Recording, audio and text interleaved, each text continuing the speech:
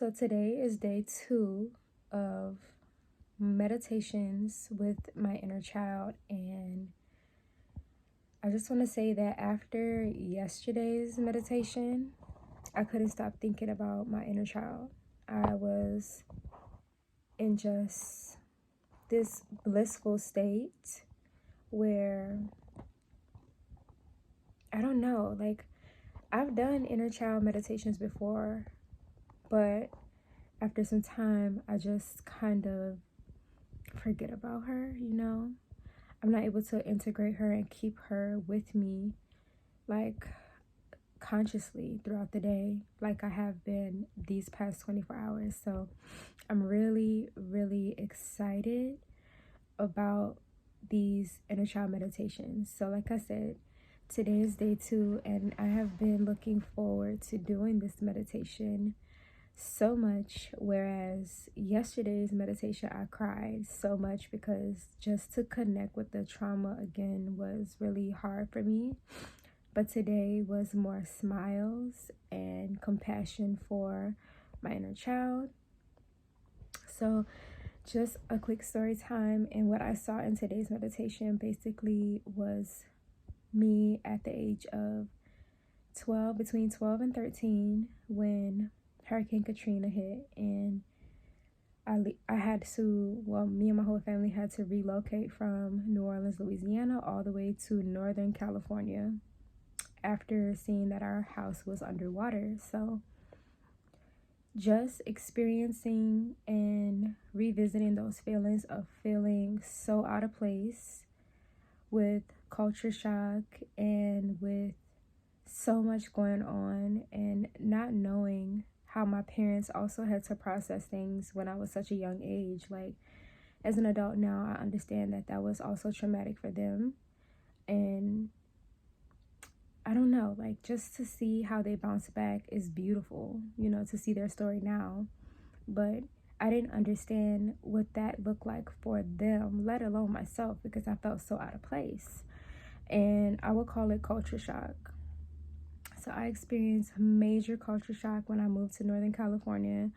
I went to this school in fucking Auburn called Bowman Elementary, and I was in the seventh grade, and all I remember is just having to code switch extremely, like, overnight.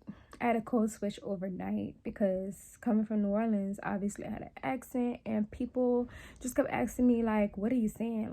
Like they couldn't understand what I was saying. So I literally had to learn to code switch overnight, which didn't give me a sense of identity, because for all these years, for 13 years, like, I was just myself. I didn't have to think about how I did things or anything. But moving to California definitely made me feel like a fish out of water, and not just at school, it was at home too. Just the hustle and bustle of life and rebuilding our lives, and being in a small house with all my siblings and us having to literally share a very small space was pretty stressful mentally. I do remember, so from like 13 to 15, I was definitely feeling stressed. I was feeling anxious. I was feeling depressed. And I remember writing this poem at 15 or 16 years old, and I still have it. I just found it in my files because I rewrote it because I remember it. I still remember it. And if you guys want me to recite that poem, or like just put it on my community post on my YouTube, just comment down below if you're interested in that. But yeah, I was going through such a stressful time, and just to revisit those emotions and observe them from a higher place and be able to reshape those emotions and ultimately, like, reparent myself, because I didn't feel nurtured. I didn't feel like yes, I was getting my basic needs met, like shelter, food, and things, but there wasn't really a time in my life as a child that I could recall my parents just speaking life into me. But I did witness it with certain siblings around me. So I just felt like, my self-worth was performance-based. And that was something that I touched on in meditation yesterday. Like, love is definitely not performance-based. But today's meditation was super healing, super soothing. I just feel like meditation is helping me to reparent myself, my little self, and specifically.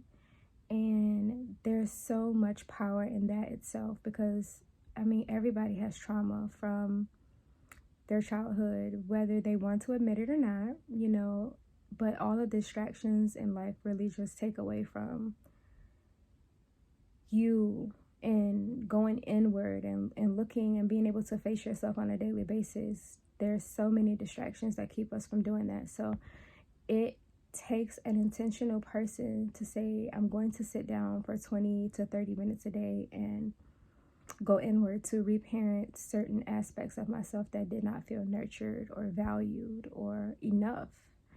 And those were all the emotions that came up, like just being able to tell myself, like my little self, how valuable she is. And there's nothing that she needs to do to be that. Just being is more than enough. And being able to talk to her from this perspective now is very healing. So I'm really excited. I plan to continue to do my meditations daily. I actually look forward to them. And this video is to encourage somebody out there to, you know, don't be afraid to face yourself. Don't be afraid to go inward. Just remove the distractions for one day. And I promise you, if you don't see anything from within, then whatever, you know, that's your journey. But I know that when you take the time to go inward, it will really be beneficial for your adult self as well as your inner child. So that's just a little bit of my story time today. I hope this video helped you, and if it did, don't forget to hit that like button, and please consider subscribing as I continue to share more of my inner child healing experiences. And so yeah, I'll see you guys later. Bye.